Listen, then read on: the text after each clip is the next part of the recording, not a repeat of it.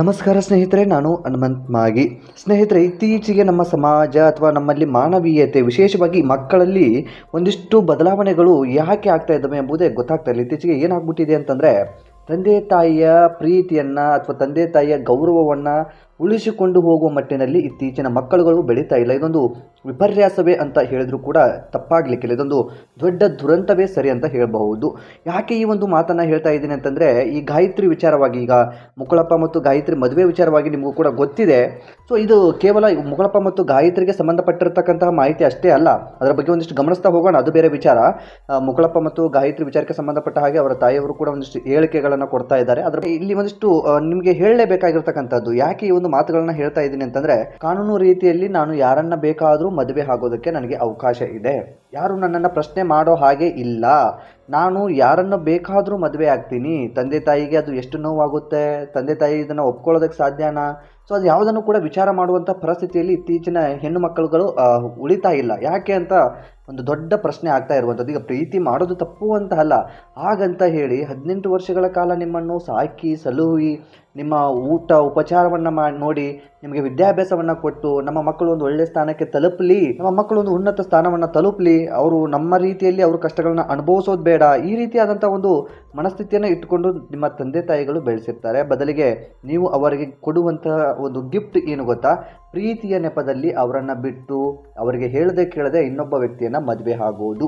So ಇದೊಂದು ದುರಂತವೇ ಅಂತ ಹೇಳ್ಬೋದು. ನೀವು ಪ್ರೀತಿ ಮಾಡಿದ್ದೀರಾ, ಇಷ್ಟಪಟ್ಟಿದ್ದೀರಾ, ಎಷ್ಟೇ ಕಷ್ಟ ಆದರೂ ಮನೆಯವರ ಒಪ್ಪಿಗೆಯನ್ನು ಪಡೆದುಕೊಳ್ಳಿ, ಅದಕ್ಕೊಂದಿಷ್ಟು ಸಮಯ ಅಂತ ಕೊಡಿ.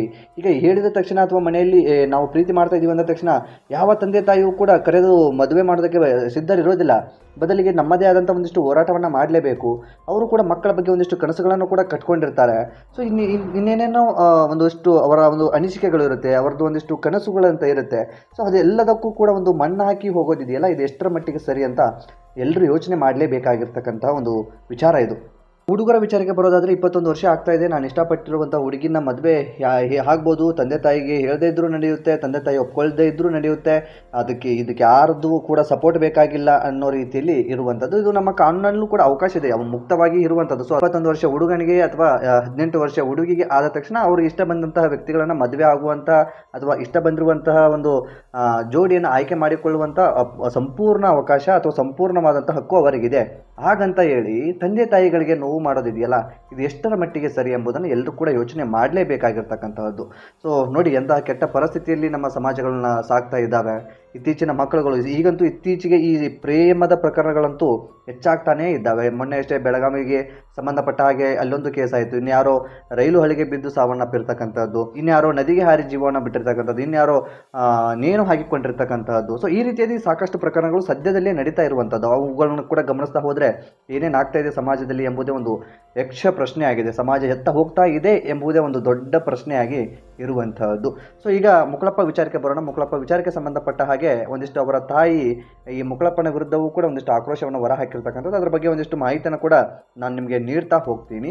ಆ ಒಂದು ಮಾಹಿತಿಯನ್ನು ಕೂಡ ಗಮನಿಸ್ತಾ ಹೋಗೋಣ. ಹಾಗಾದ್ರೆ ನೀವೇನಾದರೂ ಮೊದಲ ಸಲ ನಮ್ಮ ಚಾನಲ್ ನೋಡ್ತಿದ್ರೆ ಈ ಕೂಡಲೇ ಸಬ್ಸ್ಕ್ರೈಬ್ ಮಾಡಿಕೊಳ್ಳಿ, ಗಂಟೆ ಬಟನ್ ಕೂಡ ಕ್ಲಿಕ್ ಮಾಡಿಕೊಳ್ಳಿ. ಹಾಗೆ ನೇರವಾಗಿ ವಿಷಯಕ್ಕೆ ಬಂದ್ಬಿಡೋಣ. ಯೂಟ್ಯೂಬರ್ ಮುಕುಳಪ್ಪ ಅಲಿಯಾಸ್ ಖ್ವಾಜಾ ಶಿರ್ಹಟ್ಟಿ ಮತ್ತು ಗಾಯತ್ರಿ ಜಾಲಿಯಾಳ್ ಅಂತರ್ಧರ್ಮೀಯ ಮದುವೆ ಏನಾಗಿದೆಯಲ್ಲ, ಆ ಒಂದು ಮದುವೆಗೆ ಸಂಬಂಧಪಟ್ಟ ಹಾಗೆ ಒಂದಿಲ್ಲ ಒಂದು ಕಾರಣಕ್ಕೆ ಚರ್ಚೆಗಳು ಕೂಡ ನಡೀತಾ ಇದ್ದಾವೆ. ಈತ ಗಾಯತ್ರಿ ಜಾಲಿಯಾಳ್ ತಾಯಿ ಶಿವಕ್ಕ ಹುಬ್ಬಳ್ಳಿಯಲ್ಲಿ ನಿನ್ನೆ ಪತ್ರಿಕಾಗೋಷ್ಠಿಯನ್ನು ಕೂಡ ಮಾಡಿದ್ರು. ಪತ್ರಿಕಾಗೋಷ್ಠಿಯಲ್ಲಿ ತಾವು ಕಣ್ಣೀರನ್ನು ಹಾಕಿರ್ತಕ್ಕಂಥ ಇದೇ ವಿಚಾರಕ್ಕೆ ನಾನು ಆರಂಭದಲ್ಲಿ ಹೇಳಿದ್ನಲ್ಲ, ನನ್ನ ಮಗಳು ಯಾವುದೋ ಒಂದು ಉನ್ನತ ಸ್ಥಾನಕ್ಕೆ ತಲುಪ್ತಾಳೆ, ಉನ್ನತ ಸ್ಥಾನಕ್ಕೆ ಹೋಗ್ತಾಳೆ, ನಾವು ಸಣ್ಣ ಪುಟ್ಟ ಕೆಲಸ ಮಾಡ್ಕೊಂಡಿದ್ದೀವಿ, ಈ ಕಷ್ಟ ನಮ್ಮ ತಲೆಗೆ ಇಲ್ಲೇ ಮುಗ್ದೋಗ್ಬಿಡ್ಲಿ, ಅವರು ಒಂದು ಸ್ಟಾರ್ ಲೆವೆಲಲ್ಲಿ ಬೆಳ್ಕೊಂಡು ಹೋಗಲಿ, ಅವರ ಮುಂದಿನ ಭವಿಷ್ಯ ಚೆನ್ನಾಗಿರಲಿ ಅಂತ ಎಲ್ಲ ತಂದೆ ತಾಯಿಗಳು ಬಯಸೋ ರೀತಿಯಲ್ಲಿ ಬಯಸಿದ್ರು ಅಂತ ಹೇಳ್ಕೊಳ್ತಾ ಇರುವಂಥದ್ದು. ಆದರೆ ನಾನು ಯಾವುದೇ ಕಾರಣಕ್ಕೂ ಅವರಿಗೆ ಸಪೋರ್ಟ್ ಮಾಡೋದಾಗಲಿ ಇನ್ನೇನೋ ಮಾಡೋದಾಗಲಿ ಸಾಧ್ಯವೇ ಇಲ್ಲ ನಾನು ಮಾಡೋದಕ್ಕೆ, ಅದನ್ನು ನಾವು ಒಪ್ಕೊಳ್ಳೋದು ಇಲ್ಲ ಅನ್ನೋ ರೀತಿಯಲ್ಲಿ ಶಿವಕ್ಕ ಅವರು ಹೇಳ್ತಾ ಇರುವಂಥದ್ದು. ಖ್ವಾಜಾ ಮೇಲೆ ನಮಗೆ ನಂಬಿಕೆ ಇಲ್ಲ, ಮುಂದೊಂದು ದಿನ ನಮ್ಮ ಮಗಳನ್ನ ತುಂಡು ತುಂಡಾಗಿ ಕತ್ತರಿಸಿ ಫ್ರಿಡ್ಜ್ನಲ್ಲಿ ಇಡ್ತಾನೆ ಎಂಬ ಒಂದು ಮಾತನ್ನ ಅಥವಾ ಒಂದು ಆತಂಕಕರವಾದಂತಹ ಹೇಳಿಕೆಯನ್ನ ಶಿವಕ್ಕ ಅವರು ನೀಡಿರ್ತಕ್ಕಂಥದ್ದು. ಗಾಯತ್ರಿಯನ್ನು ಮತಾಂತರ ಮಾಡಲ್ಲ ಎಂದು ಖ್ವಾಜಾ ಹೇಳ್ತಾನೆ. ಹಾಗಾದರೆ ಆತನೇ ನಮ್ಮ ಧರ್ಮಕ್ಕೆ ಬಂದು ಬಿಡಲಿ, ನಾವು ಇಬ್ಬರನ್ನೂ ಕೂಡ ಚೆನ್ನಾಗಿ ನೋಡ್ಕೊಳ್ತೀವಿ. ಸೊ ಇದು ಹೇಳಿರುವಂತಹದ್ದು ಯಾವುದೇ ಕಾರಣಕ್ಕೂ ಚರ್ಚೆ ಮಾಡಲೇಬೇಕಾಗಿರ್ತಕ್ಕಂಥ ವಿಚಾರ. ಯಾಕೆಂತಂದರೆ ಈಗ ಹುಡುಗ ಮದುವೆ ಆಗಿದ್ದಾನೆ ಅಂದ ತಕ್ಷಣ ಹುಡುಗನ ಜಾತಿ ಅಥವಾ ಧರ್ಮವನ್ನೇ ಪಾಲಿಸಬೇಕು ಅನ್ನೋದು ಯಾವ ರೀತಿಯಾದಂಥದ್ದು ಇಲ್ಲ. ಬದಲಿಗೆ ಇವನೇ ಒಂದು ಅವರ ಜಾತಿಗೆ ಬಂದರೆ ಅಥವಾ ಇವನೇ ಒಂದು ಹಿಂದೂ ಧರ್ಮಕ್ಕೆ ಬಂದರೆ ಇವನನ್ನು ಕೂಡ ನಾವು ಚೆನ್ನಾಗಿ ನೋಡ್ಕೊಳ್ತೀವಿ ಅನ್ನೋ ರೀತಿಯಲ್ಲಿ ತಾಯಿ ಹೇಳ್ತಾ ಇರುವಂಥದ್ದು. ಅದು ಒಂದು ಪ್ರಯತ್ನ ಆದರೂ ಕೂಡ ತಪ್ಪೇನೂ ಇಲ್ಲ ಅಂತ ಹೇಳ್ಬೋದು. ಯಾಕೆ ಗಂಡು ಮಗನ ಧರ್ಮ ಯಾವುದಿರುತ್ತೋ ಅದಕ್ಕೆ ಹೋಗ್ಬೇಕಾ, ಹೆಣ್ಣಿನ ಧರ್ಮವನ್ನು ಕೂಡ ಗಂಡು ಪಾಲಿಸಬಾರ್ದು ಅನ್ನೋದು ಎಲ್ಲಿಯೂ ಕೂಡ ಇಲ್ಲ. ಹಾಗಾಗಿ ಇದು ಒಂದು ಕೂಡ ಚರ್ಚೆಯಲ್ಲಿ ಇರುವಂಥದ್ದು. ಇದೊಂದು ಸ್ಫೋಟಕವಾದಂಥ ಹೇಳಿಕೆ ಅಂತ ಹೇಳಿದ್ರು ಕೂಡ ತಪ್ಪಾಗಲಿಕ್ಕಿಲ್ಲ. ಈ ಪ್ರಕರಣಕ್ಕೆ ಸಂಬಂಧಪಟ್ಟ ಹಾಗೆ ಈ ಒಂದು ಘಟನೆಯು ಕೂಡ ನಡೆದರೂ ಆಶ್ಚರ್ಯವೇನು ಇಲ್ಲ ಅಂತ ಹೇಳ್ಬೋದು. ಸೊ ಇನ್ನು ಮುಂದಿನ ವಿಷಯವನ್ನು ಕೂಡ ಗಮನಿಸ್ತಾ ಹೋಗೋದಾದರೆ, ಖ್ವಾಜನ ಬಳಿ ನಮ್ಮ ಮಗಳು ಚೆನ್ನಾಗಿರಲು ಸಾಧ್ಯವಿಲ್ಲ, ಅವರು ಆಕೆಯನ್ನು ಕಡಿದು ಫ್ರಿಜ್ನಲ್ಲಿ ಇಡ್ತಾರೆ, ಆಕೆಗೆ ನಮ್ಮ ಧರ್ಮದಲ್ಲಿಯೇ ಮದುವೆ ಮಾಡಲು ಹುಡುಗನನ್ನು ಹುಡುಕಿದ್ದೀವಿ, ಆಕೆ ಕೂಡ ಹುಡುಗನನ್ನು ನೋಡಲು ಹೇಳಿದ್ದಳು, ಆದರೆ ನಂತರ ಮುಕಳಪ್ಪ ಮೋಸ ಮಾಡಿ ಮದುವೆ ಆಗಿದ್ದಾನೆ, ನಮ್ಮ ಮಗಳು ನಮಗೆ ಬೇಕು, ದಯವಿಟ್ಟು ನಮ್ಮ ಮಗಳನ್ನು ನಮಗೆ ತಂದು ಕೊಡಿ ಅಂತ ಶಿವಕ್ಕ ಅಂಗಾಲಾಚಿ ಬೇಡಿಕೊಳ್ತಾ ಇರುವಂತಹದ್ದು. ಸೊ ಈ ಗಾಯತ್ರಿದು ಕೂಡ ಇಲ್ಲಿ ಸರಿ ಅನ್ನೋದಕ್ಕೆ ಆಗೋದಿಲ್ಲ. ಬದಲಿಗೆ ಅವರ ತಾಯಿಯ ಹೇಳಿಕೆಯ ಪ್ರಕಾರ ಅವರ ತಾಯಿ ಹೇಳ್ತಾ ಇರುವಂಥದ್ದು ಸತ್ಯ ಅನ್ನೋದಾದರೆ, ತಾನು ಇಷ್ಟಪಟ್ಟಿರ್ತಕ್ಕಂತಹ ಹುಡುಗ ಒಂದು ಕಡೆ ಆದರೂ ಕೂಡ ಮನೆಯಲ್ಲಿ ಬೇರೆಯವನ್ನ ನೋಡಿ ನಾನು ಮದುವೆ ಹಾಕ್ತೀನಿ ಅಂತ ಹೇಳಿದ್ದಲ್ಲ, ಇದು ಎಷ್ಟರ ಮಟ್ಟಿಗೆ ಸರಿ? ನಿಜವಾಗಿಯೂ ಗಾಯತ್ರಿ ತಂದೆ ತಾಯಿಗೆ ಮಾಡಿರ್ತಕ್ಕಂಥ ಒಂದು ದೊಡ್ಡ ಮೋಸ ಅಂತ ಹೇಳಿದ್ರು ಕೂಡ ತಪ್ಪಾಗಲಿಕ್ಕಿಲ್ಲ. ಈಗ ಇಷ್ಟಪಟ್ಟಿದ್ದಾಳೆ ಅಂತ ಹೇಳಿದ ಮೇಲೆ ಅದೇನೇ ಕಷ್ಟ ಆದರೂ ಕೂಡ ಅವು ಒಪ್ಪಿಸಿ ಮದುವೆ ಆಗಿದ್ದರೆ ಇದಕ್ಕೆ ಯಾವುದೇ ರೀತಿಯಾದಂಥ ಇಷ್ಟೊಂದು ಸಮಸ್ಯೆಗಳು ಬರ್ತಾ ಇರಲಿಲ್ಲ. ಬದಲಿಗೆ ಈಗ ಈ ರೀತಿಯಾದಂಥ ಸಮಸ್ಯೆಗಳನ್ನು ಎದುರಿಸುವಂಥ ಪರಿಸ್ಥಿತಿಯಲ್ಲಿ ಖ್ವಾಜಾ ಆಗಿರ್ಬೋದು, ಗಾಯತ್ರಿ ಆಗಿರ್ಬೋದು, ಆ ಕುಟುಂಬಗಳಾಗಿರ್ಬೋದು ಎಲ್ಲವೂ ಕೂಡ ಸಿಲುಕಿಕೊಂಡಿರ್ತಕ್ಕಂತಹದ್ದು. ಇನ್ನು ಯಾವುದೋ ಒಂದು ಮುಂಡುಗೋಡದಲ್ಲಿ ಹೋಗಿ ಸಬ್ ರಿಜಿಸ್ಟರ್ ಆಫೀಸಿಗೆ ಹೋಗಿ ನಕಲಿ ದಾಖಲೆಗಳನ್ನು ಕೊಟ್ಟು ಅಲ್ಲಿ ಮದುವೆ ಆಗಿದ್ದಾರೆ ಎಂಬ ಒಂದು ಆರೋಪಗಳು ಕೂಡ ಕೇಳಿ ಬರ್ತಾ ಇರುವಂಥದ್ದು. ಹೀಗೆ ಸಂಬಂಧಪಟ್ಟ ಹಾಗೆ ಈ ಸಂಬಂಧಪಟ್ಟ ವ್ಯಕ್ತಿಗಳ ಮೇಲೆಯೂ ಕೂಡ ಒಂದು ದೂರು ಕೂಡ ದಾಖಲಾಗಿರ್ತಕ್ಕಂತಹದ್ದು. ಇನ್ನು ಈಗ ಈ ಎಲ್ಲದರ ಮಧ್ಯೆ ಈಗಾಗಲೇ ಮದುವೆ ಆಗಿರ್ತಕ್ಕಂತಹ ಜೋಡಿಗಳು ನಿಮಗೆಲ್ಲ ಗೊತ್ತಿರೋ ಹಾಗೆ ಖ್ವಾಜಾ ಆಗಿರ್ಬೋದು, ಗಾಯತ್ರಿ ಆಗಿರ್ಬೋದು, ನಾವು ಚೆನ್ನಾಗಿದ್ದೀವಿ, ನಮ್ಮದು ಯಾವುದೇ ರೀತಿಯಾದಂಥ ಮೈಂಡ್ ವಾಶ್ ಆಗಿಲ್ಲ ಅಥವಾ ಮೈಂಡ್ನ ನಮ್ಮನ್ನು ಯಾರೂ ಕೂಡ ವಾಶ್ ಮಾಡಿಲ್ಲ, ನಾನು ಒಪ್ಪಿಗೆ ಪಟ್ಟುಕೊಂಡೇ ಮದುವೆ ಆಗಿದ್ದೀನಿ ಅನ್ನೋ ರೀತಿಯಲ್ಲಿ ಗಾಯತ್ರಿ ಒಂದು ಕಡೆಯಿಂದ ಹೇಳಿಕೆ ಕೊಡ್ತಾ ಇರುತ್ತದೆ. ಆ ಕಡೆಯಿಂದ ಖ್ವಾಜಾ ಕೂಡ ಅಷ್ಟೇ, ನಾವು ಇಷ್ಟಪಟ್ಟು ಮದುವೆ ಆಗಿದ್ವಿ, ಅವಳ ಧರ್ಮವನ್ನು ಪೂಜಿಸ್ತಾಳೆ ಅಥವಾ ಅವಳ ಧರ್ಮವನ್ನು ಗೌರವಿಸ್ತಾಳೆ, ಅವಳು ಯಾವ ಧರ್ಮದಲ್ಲಿ ಹುಟ್ಟಿದ್ದಾಳೆ ಆ ಧರ್ಮದಲ್ಲಿ ಅವಳು ಕೊನೆ ಉಸಿರನ್ನು ಹೇಳ್ತಾಳೆ, ನಾನು ಯಾವ ಧರ್ಮದಲ್ಲಿ ಹುಟ್ಟಿದ್ದೀನಿ ನಾನು ಕೂಡ ಅದೇ ಧರ್ಮದಲ್ಲಿ ಕೊನೆ ಉಸಿರನ್ನು ಹೇಳ್ತೀನಿ ಅನ್ನೋ ರೀತಿಯಲ್ಲಿ ಹೇಳಿಕೆಗಳನ್ನ ಕೊಡ್ತಾ ಇರುವಂಥದ್ದು. ಸೊ ಇಲ್ಲಿ ಈ ವಿಚಾರಕ್ಕೆ ಸಂಬಂಧಪಟ್ಟ ಹಾಗೆ ಹೆಚ್ಚು ಏನು ಮಾತನಾಡೋದಕ್ಕೆ ಆಗೋದಿಲ್ಲ. ಬದಲಿಗೆ ಏನಾಗ್ತಾ ಇದೆ ಅಂತಂದರೆ, ಸಮಾಜದಲ್ಲಿ ಒಂದಿಷ್ಟು ದಿಕ್ಕು ತಪ್ಪುವಂತಹ ಚಟುವಟಿಕೆಗಳು ಹೆಚ್ಚಾಗ್ತಾ ಇದ್ದಾವೆ. ಸೊ ಯಾರೋ ಒಬ್ಬರು ಮನೆಗೆ ಬರ್ತಾರೆ, ಯಾರೋ ಒಬ್ಬ ಸೆಲೆಬ್ರಿಟಿ ಅಥವಾ ಒಂದು ಉನ್ನತ ಸ್ಥಾನದಲ್ಲಿ ಇದ್ದಾನೆ ಅಂದಾಗ, ಅವನು ಮನೆಗೆ ಬರ್ತಾನೆ ಅಂದಾಗ ಸಹಜವಾಗಿ ಒಂದು ಕುಟುಂಬ, ಹೆಣ್ಣಿನ ಕುಟುಂಬ ವಿಶೇಷವಾಗಿ ಅಣ್ಣ ತಂಗಿ ಥರ ಇದ್ದಾರೇನೋ, ಅಣ್ಣ ತಂಗಿ ಬಾಂಧವ್ಯ ಇದೆಯೇನೋ, ನನ್ನ ಮಗಳಿಗೆ ಇವರು ಸಪೋರ್ಟ್ ಮಾಡಬಹುದೇನೋ ಅನ್ನೋ ರೀತಿಯಲ್ಲಿ ಒಂದು ಮನಸ್ಥಿತಿಯಲ್ಲಿ ತಂದೆ ತಾಯಿಗಳು ಸಲಹೆಗಳನ್ನು ಕೊಡ್ತಾರೆ ವಿನಃ ಬೇರೆ ರೀತಿಯಲ್ಲಿ ಯಾವ ತಂದೆ ತಾಯಿ ಕೂಡ ಕೊಡೋದಕ್ಕೆ ಸಾಧ್ಯವಿಲ್ಲ. ಬೇರೆ ರೀತಿಯಲ್ಲಿ ಏನಾದರೂ ಸಲಹೆಗಳು ಅಥವಾ ಬೇರೆ ಕೆಟ್ಟ ಮನಸ್ಥಿತಿಯನ್ನು ಇಟ್ಟುಕೊಂಡು ಇನ್ನೇನೋ ಪ್ಲಾನ್ಗಳನ್ನ ಇಟ್ಕೊಂಡು ಮಾಡುವಂಥ ತಂದೆ ತಾಯಿಗಳಿದ್ರೆ ಅವರು ತಂದೆ ತಾಯಿಗಳೇ ಅಲ್ಲ. ಸೊ ಇಲ್ಲಿ ಸಹಜವಾಗಿ ಗಾಯತ್ರಿ ತಂದೆ ತಾಯಿಯವರು ಹೇಳ್ತಾ ಇರುವಂಥದ್ದು, ಅವಳು ಸಪೋರ್ಟ್ ಮಾಡಿದ್ದು ನಾವು ನಿಜ, ಆದರೆ ಈ ಮದುವೆ ವಿಚಾರಕ್ಕೆ ಸಂಬಂಧಪಟ್ಟ ಹಾಗೆ ನಾವು ಯಾವುದೇ ಸಪೋರ್ಟ್ ಮಾಡಿಲ್ಲ, ನನ್ನ ಮಗಳು ಉನ್ನತ ಸ್ಥಾನಕ್ಕೆ ತಲುಪಲಿ ಅನ್ನೋ ಕಾರಣಕ್ಕೆ ನಾವು ಸಪೋರ್ಟನ್ನು ಮಾಡಿದ್ವಿ ಅನ್ನೋ ರೀತಿಯಲ್ಲಿ ಇವರ ತಂದೆ ತಾಯಿಗಳು ಹೇಳ್ತಾ ಇರುವಂತಹದ್ದು. ಒಟ್ಟಾರೆಯಾಗಿ ಕಳೆದ ಒಂದು ವಾರದಿಂದ ಈ ಪ್ರಕರಣಕ್ಕೆ ಸಂಬಂಧಪಟ್ಟ ಹಾಗೆ ಮಾಹಿತಿಗಳು ಒಂದಲ್ಲ ಒಂದು ರೀತಿ ಸದ್ದು ಮಾಡ್ತಾ ಇದ್ದಾವೆ.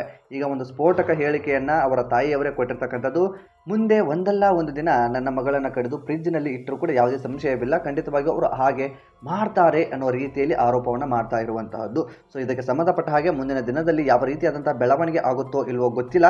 ಸೊ ಏನೇನಾಗುತ್ತೋ ಎಲ್ಲವನ್ನು ಕೂಡ ಕಾದು ನೋಡಬೇಕಾಗಿದೆ. ಹಾಗಾಗಿ ನಾನು ಇಲ್ಲಿ ಸಮಾಜಕ್ಕೆ ಒಂದು ಸಂದೇಶವನ್ನು ಹೇಳೋದಕ್ಕೆ ಇಷ್ಟಪಡ್ತೀನಿ. ಯಾವುದೇ ಯುವಕರಾಗಲಿ, ಯುವತಿಯರಾಗಲಿ ಅಥವಾ ಯಾವುದೇ ರೀತಿಯಾದಂಥ ಜನಗಳಾಗಲಿ, ಯಾವುದೇ ಧರ್ಮದವರಾಗಲಿ, ಯಾವುದೇ ಜಾತಿಯವರಾಗಲಿ ಎಲ್ಲರೂ ಕೂಡ ಪ್ರೀತಿ ಮಾಡಿದ್ದೀರಿ ಅಂದ ಮೇಲೆ ಮನೆಯವರನ್ನು ಎಷ್ಟೇ ಕಷ್ಟ ಆದರೂ ಒಪ್ಪಿಸಿ ಮದುವೆ ಆಗೋದಕ್ಕೆ ಪ್ರಯತ್ನ ಪಡಿ. 1 ವರ್ಷ ಹೋಗ್ಬೋದು, 2 ವರ್ಷ ಹೋಗ್ಬೋದು, 3 ವರ್ಷ ಹೋಗ್ಬೋದು, 10 ವರ್ಷ ಬೇಕಾದರೂ ಹೋಗ್ಬೋದು. ಬದಲಿಗೆ ಒಂದಿಷ್ಟು ಅವರಿಗೆ ಅವಕಾಶಗಳನ್ನು ಕೊಡಿ, ಆದಷ್ಟು ಅವರನ್ನು ಮನವೊಲಿಸಿ. ಅದೇ ರೀತಿಯಾಗಿ ಯಾವುದೇ ರೀತಿಯಾದಂಥ ಆಮಿಷಗಳಿಗೆ ಬಲಿ ಮಾಡೋದಕ್ಕೆ ಹೋಗಬೇಡಿ ಅವರನ್ನು. ಸೊ ತಂದೆ ತಾಯಿಗಳಿಗೆ ಯಾವುದೋ ಒಂದು ಆಮಿಷಗಳನ್ನು ಒಡ್ಡಿ ಮದುವೆ ಆಗೋದಿದೆಯಲ್ಲ, ಅದು ನಿಜಕ್ಕೂ ಬೆನ್ನಿಂದೆ ಚೂರಿ ಹಾಕಿದ ಹಾಗೆ. ಆ ರೀತಿಯಾದಂಥದ್ದನ್ನು ಮಾಡೋದಕ್ಕೆ ಹೋಗಬೇಡಿ. ನಿಮ್ಮ ಪ್ರೀತಿ ಸತ್ಯ ಅನ್ನೋದಾಗಿದ್ದರೆ ಖಂಡಿತವಾಗಿಯೂ ಮನೆಯವರನ್ನು ಒಪ್ಪಿಸಿ ಮದುವೆ ಆಗಿ. ಮನೆಯವರಿಗೆ ನೋವು ಮಾಡಿ ಬದುಕೋದಿದೆಯಲ್ಲ, ನಿಜಕ್ಕೂ ಅವರ ಶಾಪ, ಅವರ ಕಣ್ಣೀರು, ಅವರ ದುಃಖ ನಿಮಗೆ ಒಂದಲ್ಲ ಒಂದು ದಿನ ತಟ್ಟುತ್ತೆ. ನಿಮ್ಮ ಭವಿಷ್ಯಕ್ಕೆ ಖಂಡಿತವಾಗಿಯೂ ತೊಂದರೆ ಆಗೇ ಆಗುತ್ತೆ.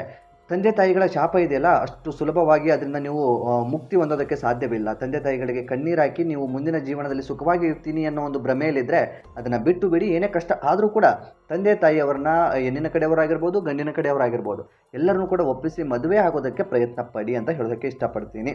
ಸೊ ಈ ಒಂದು ಬೆಳವಣಿಗೆಯ ಬಗ್ಗೆ ನಿಮಗೆ ಅನಿಸುತ್ತೆ ಸ್ನೇಹಿತರು, ಕಾಮೆಂಟ್ ಬಾಕ್ಸಲ್ಲಿ ಮೆನ್ಷನ್ ಮಾಡಿ. ನೀವೇನಾದರೂ ಮೊದಲ ಸಲ ನಮ್ಮ ಚಾನಲ್ ನೋಡ್ತಿದ್ರೆ ಈ ಕೂಡಲೇ ಸಬ್ಸ್ಕ್ರೈಬ್ ಮಾಡಿ, ಗಂಟೆ ಬಟನ್ ಕೂಡ ಕ್ಲಿಕ್ ಮಾಡಿಕೊಳ್ಳಿ. ಮತ್ತು ಮುಂದಿನ ವಿಡಿಯೋದಲ್ಲಿ ಸಿಗೋಣ. ನಮಸ್ಕಾರ.